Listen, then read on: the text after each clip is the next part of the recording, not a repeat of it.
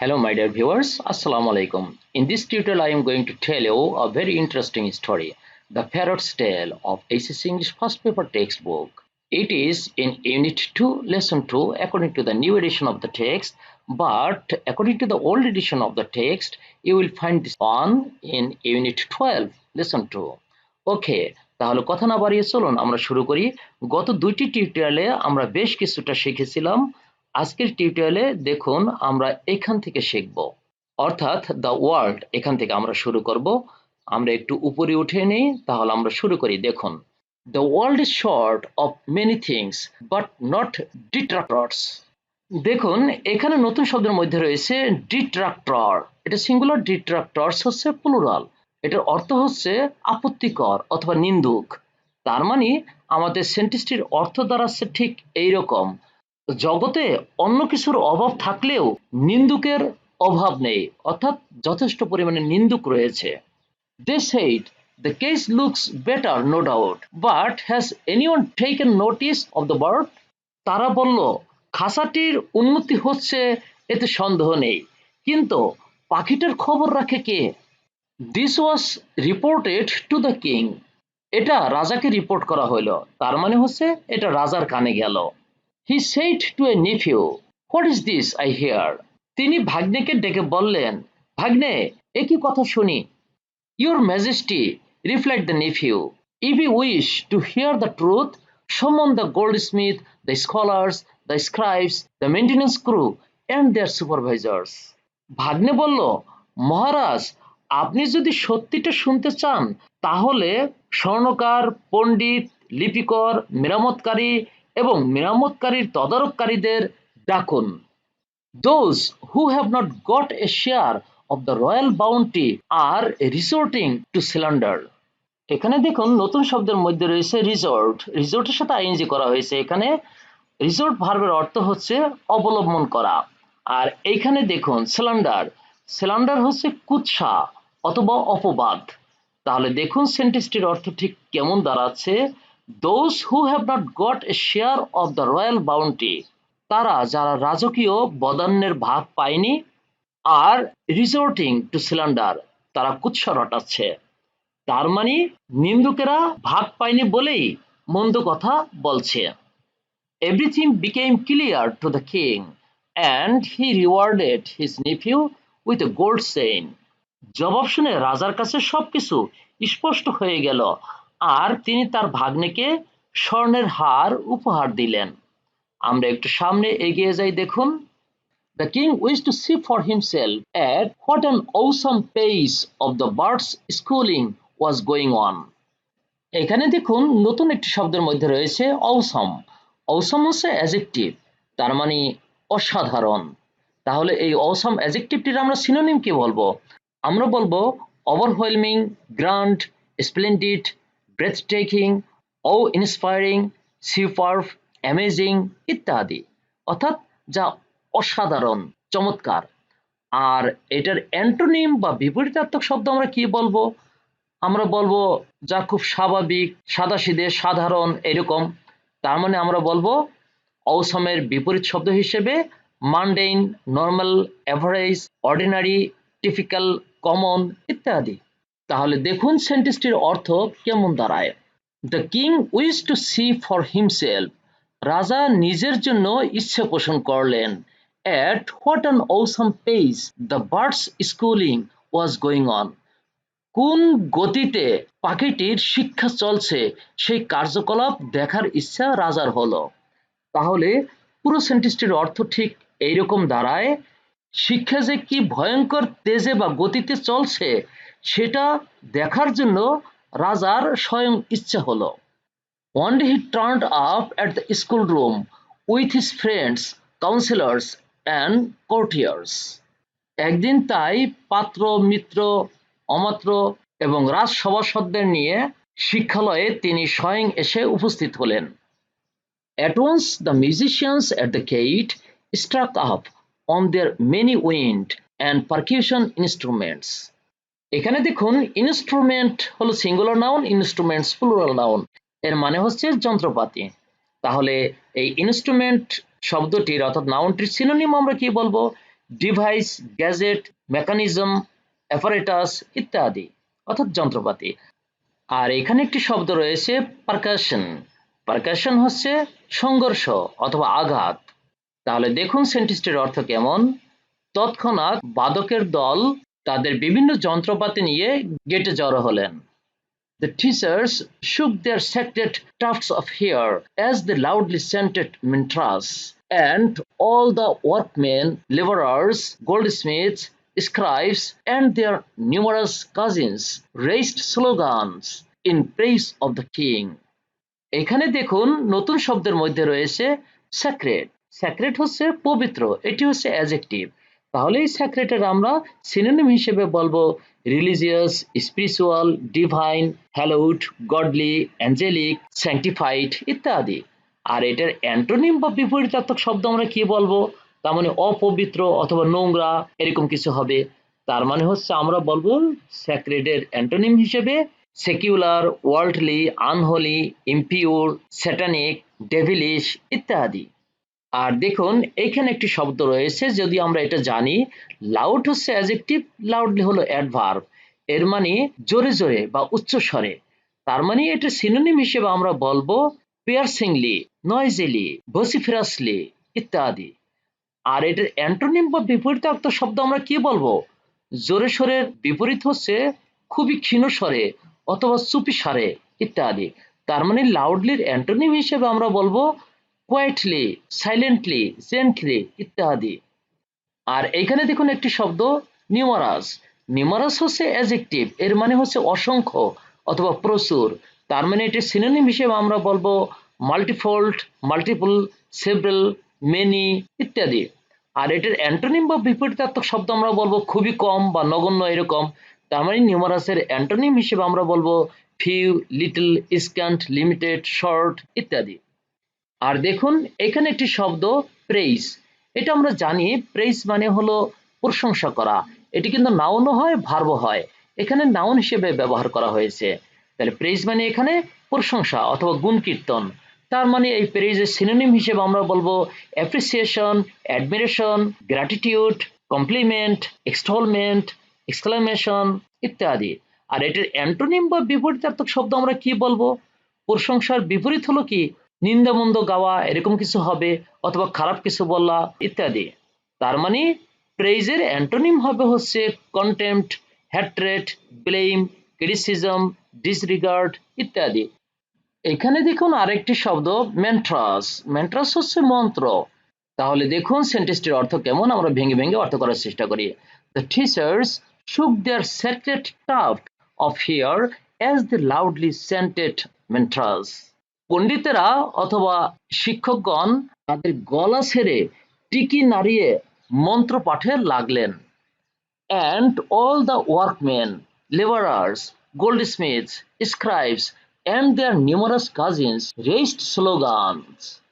এবং সকল কর্মী, স্বর্ণকার, লিপিকার এবং অসংখ্য পিস্তুত, খুঁড়তুত এবং মাসতুত ভাইয়েরা তাদের জয়ধ্বনি তুললেন। কি ব্যাপারে? In praise of the king, রাজার প্রশংসা করার জয়ধ্বনি তুললেন।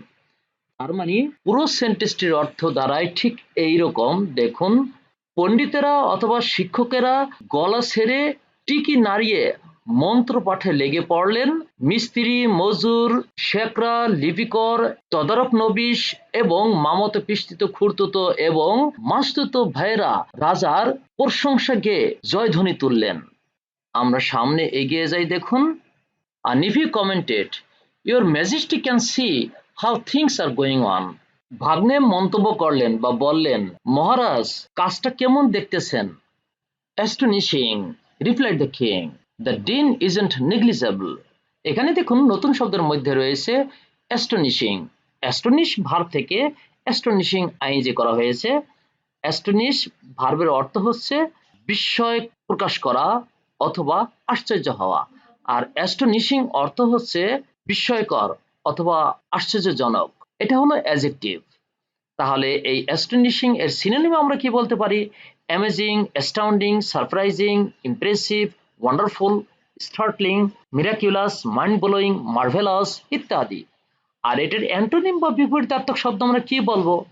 তার মানে যেটাতে কোনো বিস্ময় প্রকাশ করা হয় না, অর্থাৎ খুব সিম্পল, অর্ডিনারি, নগণ্য এরকম কোনো কিছু। তাহলে আমরা অ্যাস্টোনিশিং এর অ্যান্টোনিম হিসেবে বলবো predictable, simple, ordinary, average, unremarkable, boring, expected, normal, unexceptional ইত্যাদি। এখানে যে শব্দটি রয়েছে নেগলিজেবল, এটা হচ্ছে অ্যাডজেক্টিভ, এর মানে হচ্ছে সামান্য বা নগণ্য অথবা ইগনোর করার মতো এরকম। তাহলে দেখুন সেন্টেন্সটির অর্থ কি। মহারাজ বললেন, আশ্চর্য, কম শব্দ নয়। ডিন হচ্ছে শব্দ বা বাসল, তার মানে কম শব্দ নয়, মানে যা হচ্ছে তা বেশ হচ্ছে এই অর্থে। Not only the noise, said the nephew, the meaning behind it isn't negligible either. ভাগ্নে বলল, শুধু শব্দ নয়, পিছনে অর্থ কম নাই কিন্তু। The king was pleased and walked out the gate to mount his elephant when one of the fault finders, who had been lurking behind bushes, shouted, "Have you seen the bird, your majesty?" দেখুন এখানে নতুন শব্দের মধ্যে রয়েছে pleased. যদিও আমরা শব্দটি জানি, প্লিজ হচ্ছে সন্তুষ্ট করা, এটা হলো ভার্ব, আর এখানে প্লিজড ভার্বের পাস্ট পার্টিসিপল করা হয়েছে, তার মানে এটা হলো অ্যাডজেক্টিভ। এই প্লিজড মানে হচ্ছে তৃপ্ত অথবা সন্তুষ্ট অথবা খুশি, তার মানে এই প্লিজডের সিনোনিম আমরা বলবো satisfied, happy, content, delighted, glad, contented ইত্যাদি। আর এটার অ্যান্টোনিম বা বিপরীতার্থ শব্দ আমরা কি বলবো? অখুশি অথবা অতৃপ্ত অথবা বেজার এরকম হবে।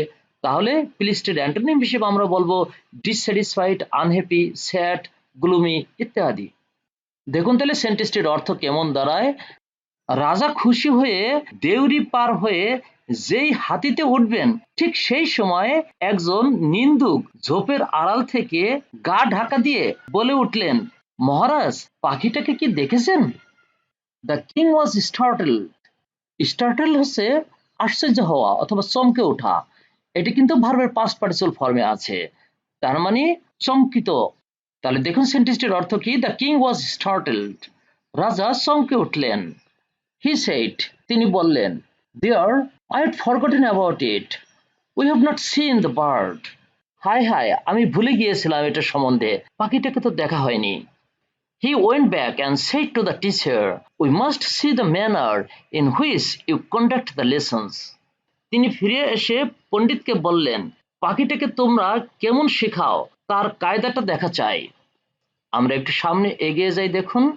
আর ডেমনস্ট্রেশন ফলোড। ডেমনস্ট্রেশন হচ্ছে দেখানো বা প্রদর্শন, তাহলে আর ডেমনস্ট্রেশন ফলোড, প্রদর্শন করা হলো মানে দেখা হলো।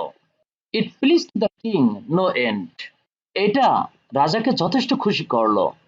The manner was so advanced that the bird was hardly visible. এখানে দেখুন নতুন শব্দের মধ্যে রয়েছে অ্যাডভান্স। অ্যাডভান্স হচ্ছে ভার্ব, এখানে ভার্বের পাস্ট পার্টিসিপল হিসেবে ব্যবহার করা হয়েছে, তার মানে অ্যাডজেক্টিভ। এই অ্যাডভান্সড অ্যাডজেক্টিভটির অর্থ হচ্ছে উন্নত, তার মানে এটা সিনোনিম হিসেবে আমরা বলবো superior, higher, sophisticated, refined, improved, developed, ameliorated ইত্যাদি। আর এটার অ্যান্টোনিম বা বিপরীতার্থক শব্দ আমরা কি বলবো? অনুন্নত অথবা কম মানের এরকম হবে, তার মানে আমরা অ্যাডভান্সড এর অ্যান্টোনিম হিসেবে বলবো ব্যাকওয়ার্ড, অবসোলিট, প্রিমিটিভ, অ্যান্টিডিলুভিয়ান, অ্যান্টিকুয়েটেড ইত্যাদি। আর দেখুন হার্ডলি, এটার মানে হচ্ছে কদাচিৎ, এটি হলো একটা অ্যাডভার্ব, এটা নেগেটিভ অর্থেই ব্যবহার করা হয়। আর এখানে রয়েছে ভিজিবল। ভিজিবল অর্থ হচ্ছে দৃশ্যমান, এটা হলো অ্যাডজেক্টিভ, তার মানে এই ভিজিবলের সিনোনিম হিসেবে আমরা বলবো নোটিসেবল, অবজারভেবল, পারসেপ্টেবল, এভিডেন্ট, ডিটেক্টেবল ইত্যাদি। আর এটার অ্যান্টোনিম বা বিপরীতার্থক শব্দ আমরা কি বলবো? অদৃশ্যমান এরকম হবে, তার মানে ইনভিজিবল, আনসিন, হিডেন, ইমপারসেপ্টেবল ইত্যাদি। তাহলে দেখুন সেন্টেন্সটির অর্থ কেমন দাঁড়ায়। কায়দাটা পাখিটার চেয়ে এতটা বেশি বড় যে পাখিটাকে তেমন দেখাই যায় না। ইট seemed not at all necessary to C the bird. এটা মনে হচ্ছিল যে পাখিটাকে দেখার তেমন দরকারই নেই, অর্থাৎ কায়দাটাই বেশি বড়, যে কায়দাটা পাখিটাকে শেখানো হবে। তারপরে দেখুন, the king was satisfied that there was no flaw in the arrangements. এখানে দেখুন স্যাটিসফাই ভার্ব থেকে স্যাটিসফাইড ভার্বের পাস্ট পার্টিসিপল করা হয়েছে, তার মানে অ্যাডজেক্টিভ, এর মানে হচ্ছে সন্তুষ্ট। তাহলে স্যাটিসফাইড এই সন্তুষ্ট অ্যাডজেক্টিভটির আমরা সিনোনিম কি বলবো? প্লিজড অথবা হ্যাপি অথবা গ্ল্যাড অথবা কন্টেন্ট অথবা ডিলাইটেড অথবা কন্টেন্টেড ইত্যাদি। আর এটার অ্যান্টোনিম হিসেবে আমরা বলবো ডিসস্যাটিসফাইড অথবা আনহ্যাপি অথবা স্যাড অথবা গ্লুমি ইত্যাদি। তাহলে দেখুন সেন্টেন্সটির অর্থ কেমন। দ্য কিং ওয়াজ স্যাটিসফাইড, রাজা সন্তুষ্ট হলেন, that there was no flaw in the arrangement, আয়োজনের দিক দিয়ে কোনো ঘাটতি নেই বা কমতি নেই। তার মানে পুরো সেন্টেন্সটির অর্থ এমন, রাজা আয়োজনের ঘাটতি বা কমতি নেই দেখে খুব সন্তুষ্ট হলেন। Inside the case there was neither any grain nor a drop of water, খাসার মধ্যে দানাও নেই, নেই কোনো পানি। Only reams of text were being torn and the pieces of paper thrust into the bird's mouth with the point of a quill. শুধু রাশি রাশি পুঁথি হতে রাশি রাশি পাতা ছিঁড়ে কলমের ডগা দিয়ে পাখির মুখের মধ্যে ঠাসা হচ্ছে। এই থ্রাস্ট ইন্টু হচ্ছে ঠেসে ঠেসে ঢুকিয়ে দেয়া, তার মানে পাখির মুখের মধ্যে ওই পেজের পর পেজ বিদ্যা ঠাসা হচ্ছে বা ঢুকিয়ে দেওয়া হচ্ছে। Not only had the singing stopped, there wasn't even scope for screeching. Screech হচ্ছে চিৎকার করা বা চেঁচামেচি করা, এখানে ভার্বের সাথে আইএনজি করা হয়েছে। তাহলে দেখুন পাখিটা তো গান বন্ধ করছেই, অর্থাৎ গান তো গাচ্ছেই না, বরং এটা চেঁচামেচি যে করবে সেই ফুসরত নেই, মানে সেই সুযোগও নেই।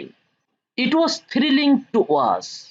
এখানে নতুন শব্দের মধ্যে রয়েছে থ্রিলিং। থ্রিল ভার্ব থেকে আইএনজি করে অ্যাডজেক্টিভ বানানো হয়েছে।